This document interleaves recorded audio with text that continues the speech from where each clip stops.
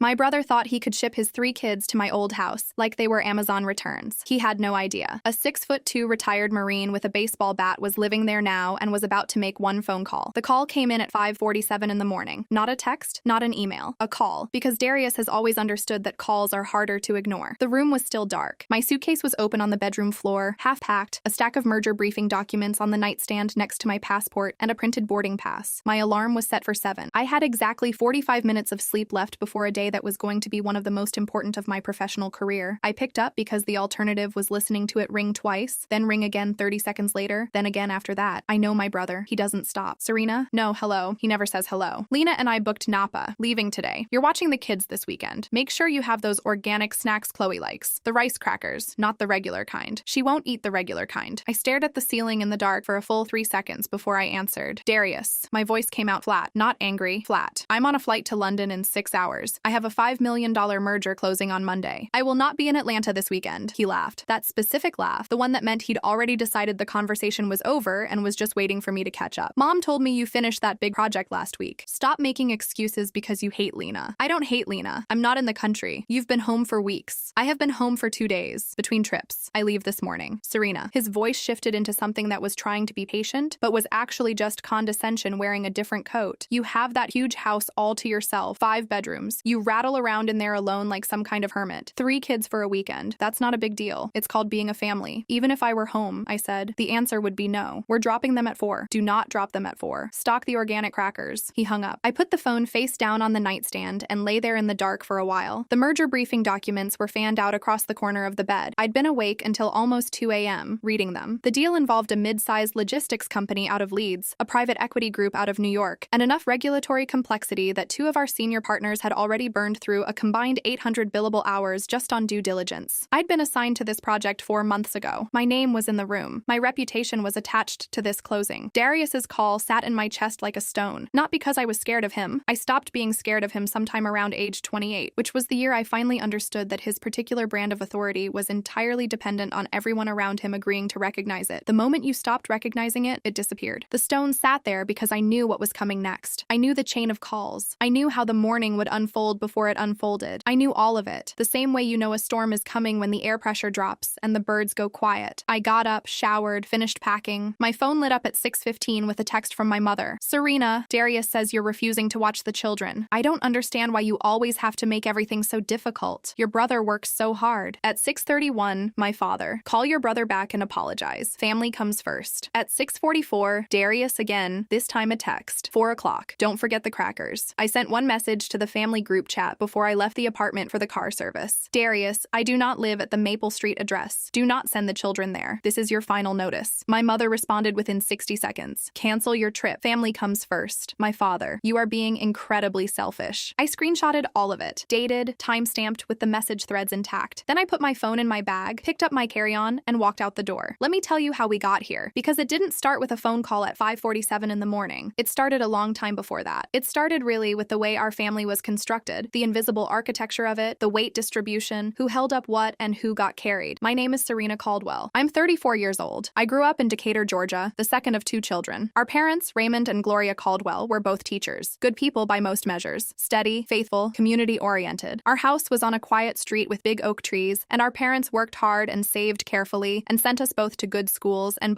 genuinely believed, that they were raising us the same way. They weren't. Darius is 4 years older than me. He was the firstborn, and in our family, that meant something specific. It meant he was the carrier of the family's hope in a way that felt almost religious. Every report card, every championship game, every college application, those were events that the whole family oriented itself around. My mother threw dinner parties when Darius got into Georgia Tech. My father cried at his graduation. These are not small things. I'm not saying they didn't love him. They did, deeply. What I'm saying is that the structure of our family had a center of gravity, and that center of gravity had a name, and that name was not mine. I learned early to be self-sufficient, not from bitterness, at least not entirely, mostly from observation. I watched how the household worked and understood that if I wanted something, the path to it was going to be straight and narrow and traveled alone. I got my first job at 16, waitressing at a Thai restaurant on Ponce de Leon. I saved. I applied for every scholarship I could find. I got into Emory on a partial merit scholarship and funded the rest through a combination of loans, work study, and 3 years of brutal weekend shifts at the kind of hotel bar where you learn very quickly how to de-escalate a drunk man in a suit. I graduated with a 3.91 GPA, a finance degree, and a job offer offer from a mid-sized investment firm, where I promptly worked myself into the ground for 5 years before lateraling to where I am now, Whitmore and Associates, one of the top 15 investment firms in the Southeast, where I have been a senior risk analyst for 2.5 years. I want to be clear about what those years looked like, because the story I'm telling lives inside that context. I didn't coast into any of it. The first investment firm had me pulling 70-hour weeks as an analyst-level employee for $38,000 a year, which in Atlanta is not a poverty wage, but it is not a comfortable one either, especially when you have $41,000 in student loan debt and you're paying rent on a studio apartment in a building where the elevator was broken more months than it worked. I ate a lot of rice. I wore suits I bought at a consignment shop in Little Five Points. I learned the specific exhaustion of wanting something very badly and understanding that no one is coming to hand it to you. Darius, during this same period, had moved into his first apartment in a building our parents co-signed for him, with a security deposit our parents paid, with furniture partly sourced from our family home when our parents decided to redecorate. He had a good job, as I said. He was doing fine. He and I were both adults in the same city, both functioning, both moving through our early 30s in parallel orbits that rarely touched. I want to be fair to him. There were years when Darius was my brother in the ways that mattered. When he drove me to the hospital at 2 in the morning for a kidney stone I didn't know was a kidney stone until I was doubled over in my bathroom. When he showed up at my office once with lunch from a restaurant he knew I liked, on a day he'd heard through our mother that I'd had a bad week. There was a version of us that worked. I want to acknowledge that version, because otherwise this story is simpler than it is, and simpler than it was. The house on Maple Street, the house at the center of all of this. I bought it 4 years ago. It was listed at $610,000. I got it for $587,500. 5 bedrooms, 3 baths, a sunroom off the back with a wall of south-facing windows, a kitchen with Italian tile counters that I loved so much I stood in it for 10 minutes the first day I saw it, just running my hands over the surface. It was the most expensive thing I had ever purchased. It was also the first place in my adult life that felt entirely, unambiguously mine. For about 2 years it was. Then Darius lost his job. He'd been a regional manager for a home improvement chain. Good salary, company car, expense account. The kind of job where you could coast if you were charming and your paperwork was mostly clean, which Darius was, and it was. He was laid off in a round of corporate restructuring in the spring of my 3rd year at Whitmore. It happened fast. A Thursday afternoon meeting, a cardboard box, a company phone left on his former desk. I don't know exactly what happened inside my brother's head during that period. I know what I observed from the outside. I know that he and Lena had a house in Buckhead with a mortgage that assumed 2 incomes. I know they had 3 kids in private school at an annual cost that I once heard quoted at $6,800 per child, which meant Darius's employment situation was not an abstraction, but a monthly emergency. I know they had a vacation timeshare in Hilton Head and a car payment on a vehicle that had been appropriate on a regional manager's salary and was now an albatross. I know that Darius applied for jobs for about 4 months before he seemed to stop trying, or at least before the application volume dropped off in a way that became visible to those around him. I know this partly from our parents, who mentioned it carefully, the way you mention a sore tooth you don't want to push on. I know it partly from Lena, who called me once in that period and spoke in the particular tone of a woman who is managing more than she's saying. She didn't ask for help directly. She wasn't that kind of person. She just sounded tired in a way that registered. What Darius did with his time after the job applications stopped being a serious project was spend more time at our parents' house and, gradually, more time at mine. He would appear. That's the word for it. He would appear without announcement, with 1 or more of the children, and be in the kitchen when I came home from work, having been let in by the emergency key my parents held. The first 2 times, I said nothing. The 3rd time I said, "Darius, I'd really appreciate a heads up before you come by." He looked at me with the expression of a man hearing something slightly ridiculous. "You'd appreciate a heads up." He repeated it back the way a professor repeats a student's wrong answer. "I'm your brother." "You are," I said, "and this is my house." "What does that mean?" "It means it's polite to call first." He called first the next 2 times. Then he stopped calling. Then there was a stretch where he came 3 times in 2 weeks without notice, always with one of the kids in tow, as if the children were a kind of social insulation, and I understood that the calling first experiment was over, and we were back to the baseline assumption, which was that my house was an extension of the family commons in a way that Darius's house, which no one entered without explicit invitation, absolutely was not. I asked my parents to take the emergency key back from him. They said they would. 2 weeks later, during a routine dinner at their house, Darius mentioned offhandedly that he needed to swing by my place on the way home to pick up something he'd left in the garage. He used the key. I found out from a neighbor who saw his car in the driveway. When I called my mother about it, she said, "It was just for a minute, Serena. You're making a big thing." That was the first time I understood that the key issue was not going to be resolved through my parents. It existed inside a family agreement I had not consented to and could not amend through normal channels. My mother was not going to choose my privacy over Darius's convenience. She was not going to do that. She had never done that, and she was 62 years old, and she was not going to start. I had the lock changed the following Monday. I had a new deadbolt installed by a locksmith who charged $85 and took 40 minutes. I did not give my parents a key to the new lock. My father mentioned this in a phone call about 3 weeks later, not accusatorially, but as a kind of diplomatic observation. "We noticed the lock's different," he said. "I had it replaced. I said. Is everything okay? Yes, I said. I just wanted to be the only person with a key. He didn't say anything about that. He changed the subject. But I know, looking back, that the message was received, not by my parents exactly, but by the system, by the understanding of how things worked, and that it was registered as a provocation. Not consciously, maybe, but somewhere in the undercurrent of the family, there was a note taken. What I could not have anticipated was that my parents had already gotten a copy made of the old key before the replacement. I found this out the hard way. The Super Bowl party happened in February of last year. I was in Chicago for a conference. 2 days, financial risk symposium, a panel I was moderating on Tuesday morning. I got the call on Monday evening from my neighbor Margaret, who is 71 years old and does not miss a thing that happens on our block. Serena, honey, there are about 40 cars on your street and bass coming through my walls. I thought you should know. I called Darius immediately. He didn't pick up. I called my mother. She picked up on the second ring. Oh, sweetie, Darius just wanted somewhere to host the game. He said you would have said yes if he'd asked. He didn't ask. Well, I'm sure he would have if he'd thought of it. He broke into my house, Mom. He has a key. I changed the lock. I had a copy made of the old one for your father's keychain. He forgot to take it off. I stood in the hallway of the Marriott in Chicago with the conference noise behind me. Cocktail hour, ice clicking in glasses, the low roar of 100 financial professionals networking, and felt something in me go very, very quiet. Not hot, not angry in the way that makes you loud. Quiet. The specific quiet of something closing. A door easing shut on a version of a relationship that could not be maintained on the current terms. I flew home the next morning instead of waiting for my scheduled afternoon flight. I missed the second day of the conference. I sent an apology to the panel organizer. He was gracious about it. I was not gracious about having to do it. The house on Maple Street looked fine from the outside. Inside, it was another story. There were cups and bottles on every flat surface. There was a trash bag someone had started but not finished near the kitchen door. The guest bathroom had been used by what appeared to be a significant number of people and cleaned by none of them. Someone had left a pair of shoes, a man's dress shoes, size 11, next to the coat closet in the entryway. I have no idea whose shoes they were. I left them on the curb. And the sofa, my sofa. The $8,000 Italian leather sectional I had driven to a showroom in Buckhead to buy 3 years earlier, that I had paid for in cash because I'd been saving specifically for it, that I'd been replacing the cushion covers on every season because I wanted it maintained, because I had paid for it myself and it was mine and I was allowed to care about it. There was a wine stain on the center cushion roughly the size of a dinner plate, dark, dried, purple-red against cream leather. I took photos. Then I sat down on the kitchen floor because that was the only place that was clean, and I stayed there for a while, long enough for the light in the windows to shift from morning to midday. When I called my mother that afternoon and described what I'd found, she said, "He just wanted to show off your success. You should be flattered." That was the sentence. That specific sentence, in that specific tone, the mildly reproving warmth of it, as if my objection were the embarrassing thing in this situation rather than my brother's behavior. That was the sentence that did it. Something in me that had been bending for a long time went past its limit and snapped clean. I called a real estate attorney the following Monday. I listed the house 6 weeks later. It sold in 48 hours at asking price. The closing was quiet. I told no one. Not my parents. Not any cousins or aunts. Not the neighbors except for Margaret, who I told because she deserved to know, and who hugged me and said, "Good for you, baby. A woman needs to protect what she built." I moved into a penthouse apartment in Midtown. High security building, doorman, key fob access only. The lease was under an LLC my attorney structured specifically so that my name doesn't appear in any public-facing record. My mail forwarded. My address and family contacts stayed as the Maple Street address for exactly the time it took me to realize I needed a buffer. That buffer was about 3 months. The house on Maple Street sold to Colonel Raymond Foster, United States Marine Corps, retired. He paid $612,000 cash, which was $11,000 above asking. We met once at the closing. Him, me, our respective attorneys, the title company. He was exactly what he looked like on paper. Exact. 6'4", late 60s. Crew cut so tight it looked structural. Hands that looked like they'd been used seriously for 40 years. He had a scar that ran from the line of his jaw up through his cheekbone. Old, healed. The kind of scar you stop noticing because it's clearly been part of the face for so long it belongs there. He shook my hand once, firmly, and said, "Fine house. I'm going to enjoy it." As we were finishing up the paperwork, his attorney mentioned something about a security system upgrade Foster had already contracted. Foster nodded. "I value my privacy," he said. "Don't like uninvited guests." I thought of Darius. I almost said something. Instead, I smiled and signed the final page. The morning of the call, I was already running the math on timing. Darius had said 4 o'clock. My flight was at 11:50 a.m. I would be over the Atlantic when 4 o'clock arrived. There was nothing I could physically do to intercept what was about to happen, even if I'd wanted to. But I had done one thing. I'd sent that message to the group chat. "Darius, I do not live at the Maple Street address. Do not send the children there. Final notice. Clear. Direct. Timestamped at 7:02 a.m. I boarded at 11:15. I put my phone on airplane mode at 12:03. 30,000 feet and climbing, I opened the merger briefing documents and started reading. The Leeds Logistics Company had a pension liability issue that needed to be addressed before the closing paperwork was finalized. I'd caught it 3 weeks ago in a secondary filing and flagged it to the senior partner. He'd called it a sharp catch. I'd spent 4 days drafting the risk assessment assessment that followed, and now I was reading it again at altitude, checking my own logic, the way you do when the stakes are high enough that you want to be double sure of your own thinking. I ordered a coffee. I ate the airline meal, which was terrible. I worked until my eyes burned, then reclined the seat and slept for 4 hours over the mid-Atlantic. I did not know what was happening at 312 Maple Street, Atlanta, Georgia, at 4 o'clock in the afternoon Eastern Time. Let me tell you what was happening. The storm had been building since noon. Atlanta in early March can do that. Stack clouds fast, pull in Gulf moisture, turn a clear morning into a serious afternoon. By 3:30, the thunder was rolling in from the southwest, and the radar had the whole metro in a yellow to orange band. It was not a dangerous storm, but it was a real one. Wind, serious rain. The kind of rain that soaks you to the skin in 40 seconds. Darius booked a rideshare at 3:45. He booked it for the 3 kids. Not for himself. He and Lena were already in a Delta Sky Club at Hartsfield-Jackson. Glasses of champagne in hand, the selfie already composed and curated in his mind before he even lifted his phone. He texted our mother, "Kids are on their way to Serena's. We're about to board." Our mother texted back, "Have a beautiful trip, baby. God bless." Marcus is 9. He's the oldest. And 9 years old is old enough to know when something feels wrong, but young enough to not be able to name exactly what it is or what to do about it. He sat in the back of the Uber with Jade on his left and Chloe pressed against his right arm. Chloe is 5 and was holding a stuffed rabbit, white, badly worn at the ears, a rabbit that had been through 3 years of washing and still smelled faintly of the specific fabric softener Lena uses. The rabbit's name was Benny. Marcus knew this because Chloe talked to Benny during car rides and occasionally reported his opinions to the rest of the back seat. The rain started serious about 10 minutes into the drive. By the time the rideshare pulled up to 312 Maple Street at 4:02 p.m., it was coming down in sheets. The driver, a man named Kevin according to the app, who had a 4.9 rating and apparently did not feel that weather conditions were any of his business, confirmed the address, confirmed the delivery, and pulled away from the curb. 3 children stood on the front porch of my former house in the rain. Marcus pressed the doorbell. Nothing. He pressed it again. He knocked. 3 good knocks. The kind of knock a 9-year-old makes when he's trying to sound like an adult. Nothing. The porch light was not on. The front windows had blinds and the blinds were closed. Through the rain, the house looked sealed. Jade was crying a little quietly, the kind of crying you do when you're 7 and scared, but also trying not to make it worse for the little one. Chloe had Benny pressed against her face. Marcus knocked again, harder. He heard the deadbolt. 1 click, clean and deliberate. Then the door opened. Colonel Raymond Foster filled the doorway the way certain men fill spaces, not by trying, but by simply existing at a scale that registers before any other information does. He was wearing a plain gray t-shirt, jeans, work boots. The silver baseball bat was in his right hand, held loosely, angled toward the floor. The scar on his face caught the light from somewhere inside the house. His expression was not angry. It was alert. Marcus made a sound. Later, he would describe it to his school counselor as feeling like his heart went up into his throat and got stuck. Jade sat down on the porch step behind her. Just sat down, legs folding under her. She may not have chosen to sit. It may have just happened. Chloe buried herself behind Marcus's back and put both hands over her own eyes. Colonel Foster looked at the 3 of them. Rain was bouncing off the porch railing. He lowered the bat until it was resting on the porch boards. His voice, when he spoke, was even, not gentle. This is a man who does not do gentle in the theatrical sense. Even, steady. The voice of someone who has managed actual emergencies and does not find this situation outside his competence. "Get inside," he said. "Double time." They went inside. He set the bat against the wall inside the door. He found a linen closet and produced 3 towels, which he handed to each child in turn without commentary. He located a box of crackers in a pantry cabinet, not the organic kind, the regular supermarket kind, but crackers, and put them on the kitchen table. He found 3 juice boxes left by the previous owners somewhere in the back of a cabinet and put those on the table too. Then he walked to the landline. Colonel Foster has a landline because Colonel Foster is a man who maintains functional redundancy in his communication systems, and he dialed 3 digits. Operator. This is Colonel Raymond Foster, United States Marine Corps, retired. Address is 312 Maple Street, Atlanta, Georgia. I need police and child protective services. I have 3 unaccompanied minors on my premises. They arrived alone in a rideshare vehicle in a thunderstorm. Their parents have departed the state. The children appear to be unharmed, but are distressed. A pause while the operator confirmed. Yes, I'll wait. He hung up. He looked at Marcus, who was the oldest and therefore the one he needed to talk to. What's your father's name? Darius, Marcus said. And your mother? Lena. Do you know your father's phone number? Marcus did because Marcus is 9 and his parents had drilled it into him the way careful parents do. He recited it. Foster wrote it on a notepad next to the landline in small, precise handwriting. Are you hurt? No, sir. Are your sisters hurt? Marcus looked at Jade and Chloe. Jade shook her head. Chloe held up Benny as evidence of something. No, sir. All right. Police are on their way. You're going to be fine. He sat down on the other side of the kitchen from them and waited. He did not try to comfort them in ways that might feel threatening from a very large stranger. He kept his distance. He kept his hands visible. He was, by every account that would later emerge from the report filed by the responding officers, exactly what you would want in a situation like this. Calm, competent, completely clear about his responsibilities. Atlanta PD arrived in 11 minutes. CPS followed 6 minutes after that. Foster met them at the door and provided his full name, service record record details, documentation of the home purchase, and a concise verbal account of what had happened, from the moment the doorbell rang to the moment he'd placed the 911 call. He handed over the notepad with Darius's phone number. He described the rideshare drop-off in enough detail: time, approximate vehicle description, the fact that no adult had been present, that the responding officer noted it carefully. The CPS worker, a woman named Ms. Patricia Owens with 22 years of field experience and a particular quality of unhurried competence that the children seemed to respond to, took Marcus, Jade, and Chloe into the living room and spoke with them quietly. Chloe showed Ms. Owens the rabbit. Ms. Owens examined the rabbit seriously and said his ears were very fine. In the kitchen, the officer was already on the phone with Darius. It went to voicemail. He tried Lena. Also voicemail. He ran both names through the system and found Darius's social media, which was public and active, and which included, posted 40 minutes earlier, a selfie from the Delta Sky Club at Hartsfield-Jackson. Darius's face, Lena's face, 2 champagne flutes. Caption: anniversary mode activated. Thanks to Auntie Serena for holding down the fort. Heart emoji, airplane emoji. The officer took a photograph of the post with his phone. He searched flight records for Darius Caldwell departing Hartsfield-Jackson. Found it immediately. Delta Flight 281 to San Francisco. Departed 4:35 p.m. Eastern. Currently in the air. He picked up his radio. I landed at Heathrow at 6:12 a.m. London time. I turned off airplane mode in the jetway, and my phone began to vibrate in a sustained, rhythmic way that told me something had happened before I'd even unlocked the screen. 37 missed calls from my mother, 22 from my father, 14 from Darius. The first one time-stamped 7:03 p.m. Eastern, which would have been shortly after his flight landed. The calls started out spaced, then got rapid, 5 or 6 in a 20-minute window, then stopped. One voicemail from a number I didn't recognize with an Atlanta area code. I played it standing in the immigration queue at Heathrow. Ms. Caldwell, this is Officer Dwayne Harris with the Atlanta Police Department. I'm calling regarding 3 juvenile children, Marcus, Jade, and Chloe Caldwell. They were found unaccompanied at 312 Maple Street, your former address this afternoon. The children are currently in the custody of Child Protective Services and are safe. We've located their father and are in contact with San Francisco law enforcement. Please call this number when you receive this message. I stood in the immigration queue with my carry-on and my briefing documents and my boarding pass and my exhausted London morning body, and I listened to that message twice. Then I called Officer Harris back. He answered on the first ring. He was professional, thorough, and very clear. He had the screenshot I'd sent to the family group chat. My mother had apparently provided it to him without quite understanding that it would be used as documentation of my warning rather than evidence of my negligence. He had the deed transfer records showing the Maple Street property had changed hands 3 months earlier. He had Darius's Facebook post. He had the boarding pass. He asked me when I could return to Atlanta. I told him I had an important professional commitment on Monday, but that I would book the first available flight after the closing. He said that was understood, but that my presence for a statement would be helpful within the next 48 hours if possible. I said I understood. Then he told me what was happening in San Francisco. Delta Flight 281 had landed at SFO at 7:28 p.m. Pacific time. San Francisco police had been contacted by Atlanta PD and had officers waiting at the gate. When Darius and Lena walked off the jet bridge into the terminal, they were met by a 2-officer response team. There were other passengers in the corridor. There was a family with a stroller. There were 3 businessmen in suits with roller bags. All of them stopped. Darius Caldwell, the lead officer said. Darius turned. He saw the uniforms. He was still wearing his travel outfit, the one he'd been in the selfie, a button-down and dark jeans, looking like a man who'd just finished a nice flight and was about to begin a nice weekend. Is this a joke? He said. He actually laughed. Turn around, sir. Hands behind your back. What is happening right now? Lena said. The cuffs clicked onto Darius's wrists. 3 counts of child abandonment. Reckless endangerment of minors. We'll get into the specifics at the station. My kids are with my sister. She's babysitting them. This is insane. The officer's voice was absolutely level. Your sister does not live at the address where you sent your children. Your children were delivered alone in a rideshare vehicle to the home of a retired Marine who found them unsupervised in a thunderstorm and contacted 911. They are currently in the care of Child Protective Services. Darius went white. I don't know this from direct observation. I know it from what several passengers reported in comments under the TikTok video that was posted less than an hour after the incident. The video, shot from maybe 20 feet away on someone's phone, showed the handcuffing at an angle, but showed Darius's face clearly enough in the moments that followed. He went from the particular smug amusement of a man who has never been confronted with real consequences, straight through shock, and landed in a gray, slack expression that I recognized from a long way away. That face. I'd seen that face exactly twice in our childhood. Once when he totaled our father's car at 17 and had to come home and confess it. Once when he was caught cheating on a final exam at Georgia Tech and had to tell our parents. That face meant the story he'd been telling himself had just collided with something real. Lena was not arrested. She was detained for questioning and ultimately not charged. There are things I could say about that, but they are not mine to say. The TikTok video had 40,000 views by midnight Atlanta time. I attended the Monday closing. I was there. My name was on those documents. My reputation was attached to that deal, and I had been raised to see things through regardless of what else was happening. The scene senior partner, a man named Charles Whitmore Jr., who has known me for 3 years, and who I would describe as a mentor in the sense that he has never once condescended to me and has not taken credit for any of my work, which in investment finance qualifies as mentorship, pulled me aside before the meeting started and asked if I was all right. I told him what had happened, briefly. He listened with the same quality of attention he gives to earnings reports. When I finished, he said, "Take whatever time you need after this closes." I thanked him. We went in. The closing took 4 hours. The pension liability was resolved. The deal signed. I booked a flight home that afternoon for a $6,000 last-minute fare, which I mentioned not to complain about, but because it is part of the accounting of what Darius cost me with his Sunday morning phone call. On the flight back, I organized everything, every screenshot, every timestamp, every text and call log, the deed transfer documents I had already saved as PDFs, the group chat exchange, the voicemail from Officer Harris. I built a clean, dated, documented file, not because I'd been planning to need it, but because I am a risk analyst and documentation is a professional reflex at this point, a habit so deep it runs without conscious effort. I also thought for a long time about what I was going to say, not to Darius, to my parents, because that was the part I hadn't worked out yet. My parents had driven to Atlanta from Decatur when the calls from the San Francisco police started coming. They arrived at the Maple Street address, now Colonel Foster's address, and found it dark, closed, and definitely not containing their grandchildren, who were by then at a CPS intake facility in East Atlanta. They drove there. They were allowed to take custody of the children as grandparents with identified family relationship, which was appropriate, and I'm glad that part worked out correctly. Marcus, Jade, and Chloe went home to my parents' house in Decatur, which is a good house, a safe house, a house where my father makes pancakes on Sunday mornings, and my mother keeps the downstairs guest room stocked with extra blankets. The children were safe. That matters most. I want to be clear about that. But my parents were also, at this point, in possession of a particular narrative about what had happened. I learned the shape of that narrative from the calls I couldn't answer on the flight back, and from the texts that followed. The narrative, in summary, was Serena's selfishness had put her nieces and nephew in danger. The version where I had sold the house I legally owned after my brother broke into it. The version where I had sent a clear warning to the group chat that morning. The version where I had been on the other side of the Atlantic, in my professional capacity, for a critical business commitment. That version was acknowledged in the abstract and then immediately subordinated to the more comfortable interpretation, which was that I could have prevented this if I had simply agreed to keep the children. My mother's text, received at Heathrow, "You could have just said yes. They're children, Serena. They didn't do anything wrong." My father's text, "I hope you're satisfied. I read these standing in line at Pret a Manger buying a coffee before my gate, and I felt the strange double sensation I've gotten from my family for years. The simultaneous understanding that none of this was logical or fair, and the very deep pull of wanting to just agree, to find a way to absorb the narrative and make peace. That pull is powerful. It's the voice of 34 years of accommodation. It's the muscle memory of a family system that required me to be smaller in order to function smoothly. I bought the coffee. I went to the gate. I flew home. The Atlanta police precinct downtown had a specific quality of institutional stillness at 11:30 at night. Fluorescent lights, a water stain on the drop ceiling near the door, 2 waiting chairs with the kind of hard plastic that makes you shift every 5 minutes. The desk officer looked up when I came in, took my name, and asked me to wait. My parents were already there. They were seated on the far side of the waiting area, my mother with her purse in her lap, my father beside her with his arms crossed. They looked like what they were, 2 tired people in their late 60s who had driven to Atlanta in the middle of a family crisis and spent 4 hours in a CPS facility with their frightened grandchildren. My mother was wearing the navy cardigan she wears when she's cold, which she always is, regardless of season. My father saw me first. I have thought about what happened in the next 30 seconds many times since, and I still have not found a way to describe it that doesn't sound like an exaggeration, because the truth of it is vivid and strange, and I would not have predicted it in any version of the scenario I'd run in my head. My father stood. He crossed the waiting room. He raised his right hand. He did not hit me. I want to be precise about that. His hand stopped, but it went up in a public police station waiting room in a way that was unmistakable in its intention. "You could have answered the phone," he said. His voice was quiet, which made it worse. "You could have handled this like a family member. Instead, you let those children sit in a thunderstorm with a stranger because you couldn't be bothered." My mother was on her feet now, too, moving toward us, and what she said,